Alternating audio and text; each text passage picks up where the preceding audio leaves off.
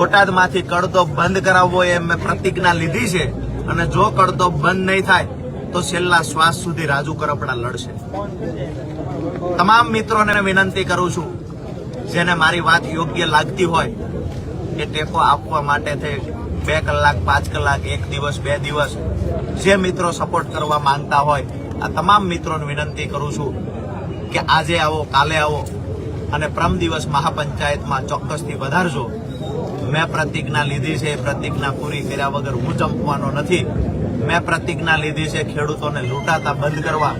વેપારીઓ દ્વારા ખેડૂતોનો કડદો થાય છે, આ કડદો બંધ કરાવવાની પ્રતિજ્ઞા પૂરી થશે ત્યારે જ અહીંયાથી ઉભા થવાના છે. જ્યાં સુધી કડદો બંધ નહીં થાય ત્યાં સુધી અહીંયાથી ઉભા પણ નહીં થઈએ.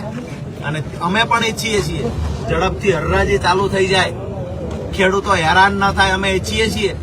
પણ યાર્ડના સત્તાધીશોએ એવું માની લીધું, વેપારીઓ સત્તાધીશોએ બધાએ નક્કી કર્યું કે ભાઈ ખેડૂત 2 દિવસ 5 દિવસ હરરાજી નહીં થાય તો થાકી જશે. ખેડૂત એવું કહે છે કે પૈસાની જરૂર છે એટલા માટે હરરાજી ચાલુ કરાવો.